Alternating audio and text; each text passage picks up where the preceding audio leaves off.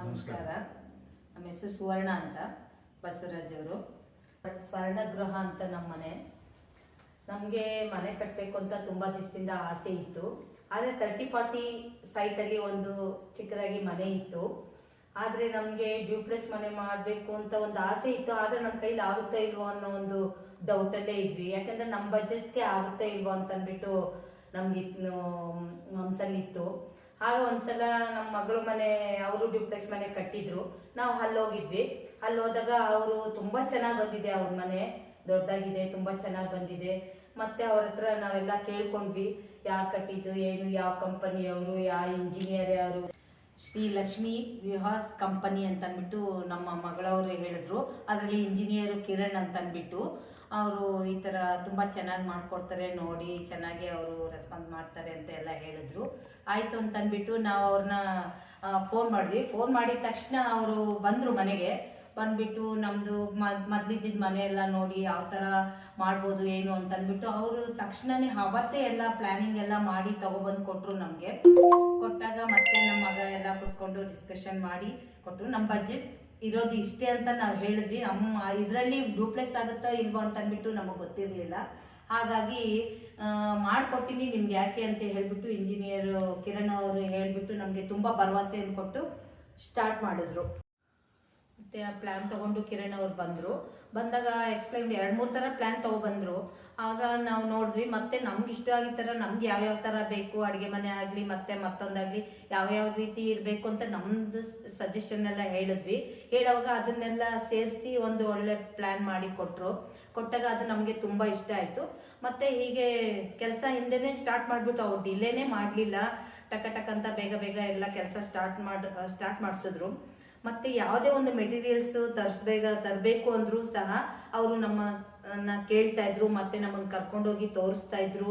ಮತ್ತು ಅದೆಲ್ಲ ಹೇಳುವಾಗ ನಮ್ಗೆ ಇಷ್ಟವಾದಂತಹ ಮೆಟೀರಿಯಲ್ಸೇ ಅವರು ಹಾಕ್ತಾಯಿದ್ರು. ಮತ್ತು ಟೈಲ್ಸ್ ತರಕ್ಕೆ ಹೋದಾಗೂ ಅಷ್ಟೇ ನಮಗೆ ಕೃಷ್ಣಗಿರಿಯವ್ರಿಗೂ ಕರ್ಕೊಂಡೋಗಿದ್ದು. ಬರುತ್ತೋ ಇಲ್ಲೋ ಅಂತೇಳಿ ನಾನು ಯೋಚನೆ ಮಾಡಿದಾಗ ಕಿರಣ್ಗೆ ಹೇಳಿದಾಗ ಇಂಜಿನಿಯರ್ಗೆ ಅದೊಂದು ಪ್ಲ್ಯಾನ್ ಕೊಟ್ಟರು. ಎಲಿವೇಶನ್ ಒಂದು ಚಾರ್ಟ್ ಕೊಟ್ಟರು. ಆ ಚಾರ್ಟ್ ಚೆನ್ನಾಗಿ ಬಂತು. ಬೇರೆ ಕಡೆ ಎಲ್ಲ ನೋಡಿದಾಗ ಇದು ನನಗೆ ಚೆನ್ನಾಗಿತ್ತು. ಸೊ ಎಲಿವೇಶನ್ ಅದು ಎಲ್ಲ ಏನು ಜಾಲಿ ಬ್ರಿಕ್ಸ್ ಎಲ್ಲ ತೋರಿಸಿರು. ಸೊ ಅದೇ ಹಾಕಿ ಅಂತ ಹೇಳಿದೆ. ಎಲಿವೇಶನ್ ಚಾರ್ಟ್ ನೋಡಿದಾಗ ಚೆನ್ನಾಗಿ ಬಂತು. ಅದೇ ಥರ ಕೆಲಸ ಮಾಡಿಕೊಟ್ರು. ತುಂಬ ಚೆನ್ನಾಗಿ ಬಂತು ಎಲಿವೇಶನ್ನು. ನಮ್ಮ ಕಡೆ ಈ ಆಜು ಬಾಜು ಎಲ್ಲೂ ಇಲ್ಲ ಅದೇ ಥರ. ಕಂಪ್ನಿಲಿ ಎಲ್ಲ ಥರ ಟೀಮ್ ಇದೆ. ಪ್ಲಂಬಿಂಗು ಆಗಲಿ, ಎಲೆಕ್ಟ್ರಿಕ್ ಆಗಲಿ, ಎಲಿವೇಶನ್ನು ಕಂಪ್ಲೀಟು, ಟೈಲ್ಸ್ ವರ್ಕು ಎಲ್ಲ ಕಂಪ್ಲೀಟ್ ಇವ್ರದ್ದೇನೆ. ಚೆನ್ನಾಗಿ ಮಾಡಿಕೊಡ್ತಾರೆ. ನಾವು ಅಂದ್ಕೊಂಡಾಗೆ ಮಾಡಿಕೊಟ್ರು. ಕೆಲವು ಮಿಸ್ಟೇಕ್ಸ್ ಆಗ್ತಾಯಿತ್ತು.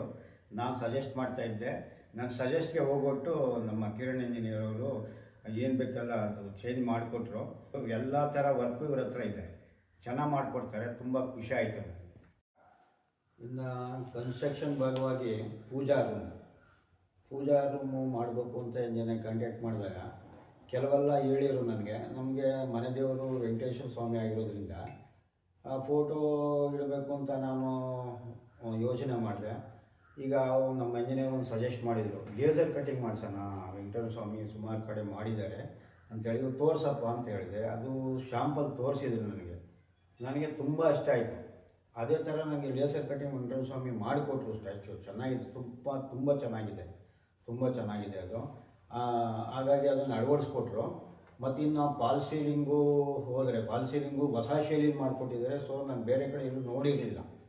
ಆ ಫಾಲ್ ಸೀಲಿಂಗ್ ಅಂತೂ ಹೊಸ ಶೈಲಿಯಲ್ಲಿ ಮಾಡಿಕೊಟ್ಟು ತುಂಬ ಇಷ್ಟ ಆಯಿತು ನನಗೆ.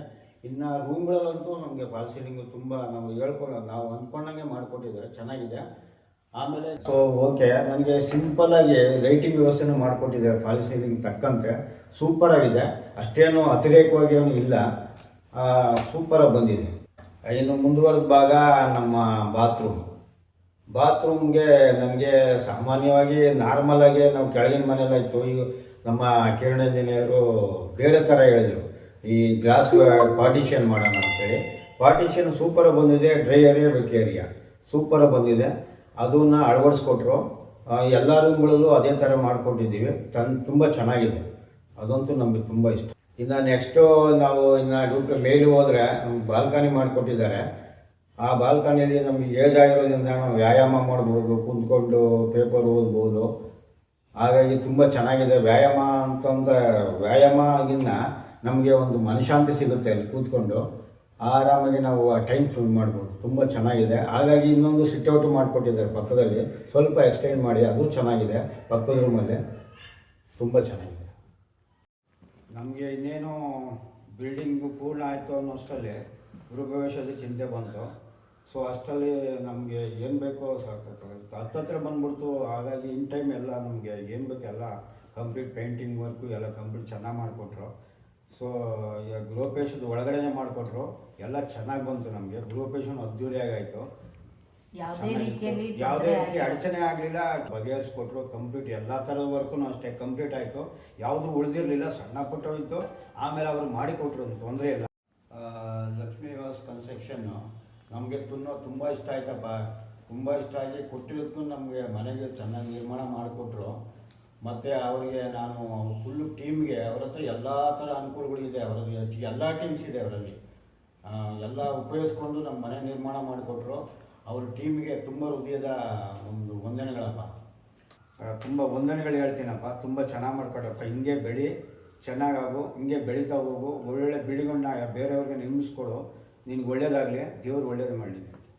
ಟೀಮ್ಗೆ ತುಂಬ ಧನ್ಯವಾದಗಳನ್ನು ಹೇಳಕ್ಕೆ ಇಷ್ಟಪಡ್ತೀವಿ. All the best Lakshmi Vilas construction. ಒಳ್ಳೇದಾಗಲಿ.